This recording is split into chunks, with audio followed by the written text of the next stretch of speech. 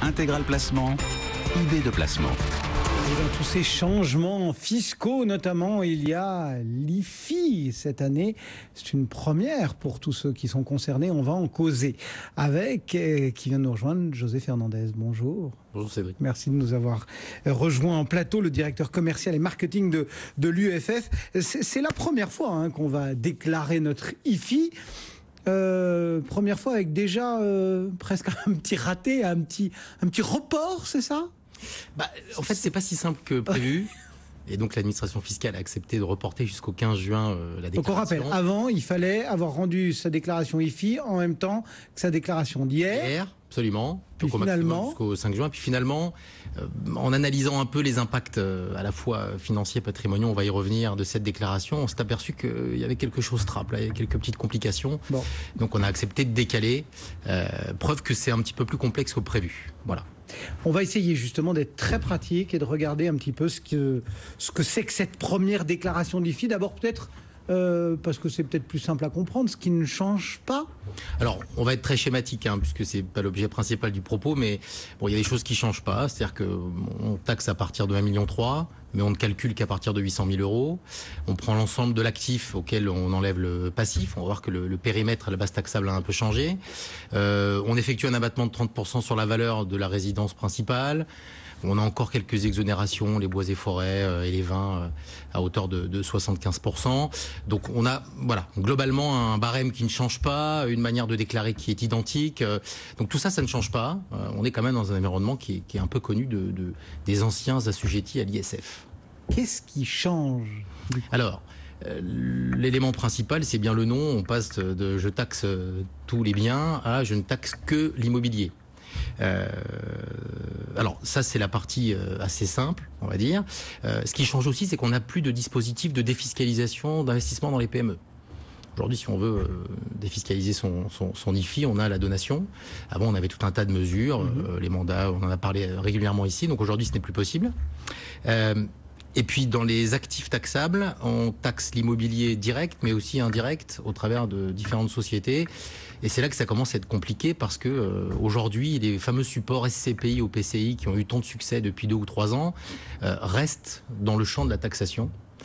Et dès que vous avez un support financier qui a, de manière schématique, plus de 20% d'immobilier, eh bien, il faut le déclarer. À l'exception des foncières. À l'exception des foncières. Qui ont bien tiré leur épingle du jeu.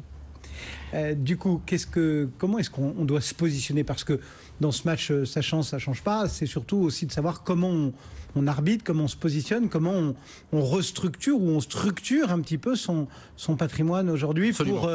allez, on va lâcher le mot, optimiser son frottement fiscal. Alors absolument, avant on l'optimisait finalement en effectuant des investissements défiscalisants, et donc peut-être qu'on se posait pas trop de questions, mais on a 2-3 éléments un peu importants qui, au passage, ont été modifiés par les pouvoirs publics. On a d'abord le fait que tous les crédits qui jusqu'à présent, donc toutes les dettes et les charges, le passif, on a eu quelques modifications, et en particulier on avait des optimisations faites avec des crédits in fine. Le crédit in fine, vous payez les intérêts et pas le capital, et donc en fait vous payez le capital au terme, et donc ça signifie que pendant la période de détention, vous étiez à zéro au niveau de l'ISF à l'époque, et donc on pensait que ce serait la même chose pour l'IFI, et pas du tout. En fait, les pouvoirs publics considèrent qu'un crédit in fine, c'est qu'un crédit amortissable un peu déguisé, et donc on va prendre ce crédit pour ce qu'il est aujourd'hui par rapport à la durée qui a déjà... On va le transformer en amortissable. En amortissable. Et ça a un impact assez important. Et puis ensuite, sur les démembrements, vous savez, lorsque vous avez un bien qui est démembré, c'est-à-dire qu'une personne a l'usage du bien, les fruits, et puis l'autre personne a la nue propriété, jusqu'à présent, c'était l'usufruitier qui payait l'ISF.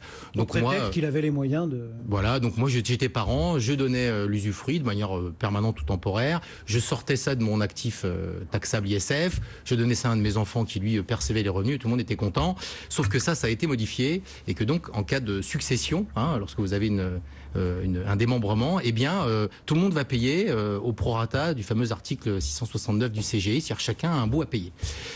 Ça, c'est des modifications qui font que, par exemple, aussi sur la dette, on déclarait 100% de la dette alors qu'on déclarait que 70% de la valeur de sa résidence principale. Aujourd'hui, on va déclarer la dette à hauteur de 70% également. Tout ça, ça modifie la manière de voir les choses. Et donc, quand on a un patrimoine immobilier, en fait, il faut procéder à un diagnostic précis ce que nous à l'UEFF on appelle. Il faut tout remettre à plat aujourd'hui. Il faut tout remettre à plat, et il faut remettre à plat en regardant 4 dimensions, parce que la dimension fiscale n'est pas l'unique. Hein.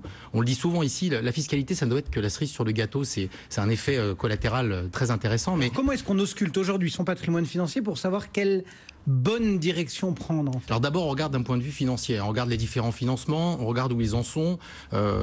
Par exemple, par rapport à l'objectif initial, souvent on a des financements qui dépassent la durée fiscale intéressante d'un placement immobilier, ou ça dépasse l'âge de départ à la retraite. On a des taux qui n'ont pas été renégociés. On peut avoir des taux encore à 3,5, 4 sur des financements qui courent encore pendant 5 ans, 8 ans. Donc ça, il faut le regarder de manière précise. Il faut regarder aussi le rendement du bien. Qu'est-ce qu'il me rapporte aujourd'hui? Qu'est-ce que me rapporterait un placement financier avec le même montant? Et il faut que je fasse aussi un arbitrage là-dessus.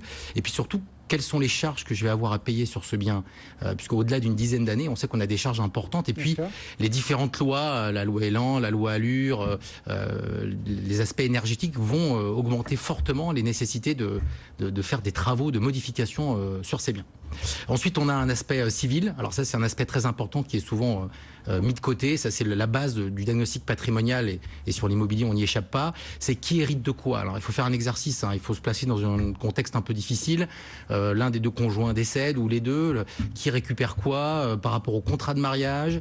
Si on a des enfants d'une première union, des familles recomposées, qu'est-ce qui va se passer quand on va se retrouver avec des démembrements, hein, donc des choses un peu compliquées à gérer. Ça, il faut vraiment l'avoir en tête pour que, en fait, son objectif patrimonial soit bien respecté.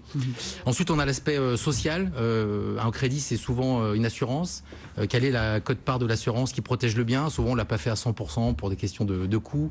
Qui est protégé? Si j'ai des problèmes de dépendance, est-ce que je vais être protégé? Bon, tout ça, c'est des choses qu'il faut regarder de manière précise, surtout que désormais, on peut changer son assurance tous les ans. Et puis enfin, le dernier élément, c'est l'aspect fiscal, effectivement. Alors qu'on aille du super Kiles au Méhaignerie, en passant par le Borloo et le Robien, on a un florilège, une quinzaine d'avantages fiscaux qui se cumulent aujourd'hui. Et puis souvent, on laisse dépasser ce délai fiscal, et puis on garde un bien qui est plus du tout optimum et efficient. Donc ça aussi, il faut le regarder, et donc il va falloir parfois procéder à des arbitrages et vendre certains biens. Donc la conclusion, c'est faut profiter en fait de cette nouvelle mouture, de l'arrivée de l'IFI, pour vraiment scanner son portefeuille immobilier, entre guillemets, et en faire un état des lieux avec toutes les clés que vous nous avez données. Je pense que c'est sage. Eh bien voilà, ça vous était proposé par José Fernandez et c'était signé par l'UEFF. Merci beaucoup, José. Merci, Cédric. À très bientôt. Bon retour.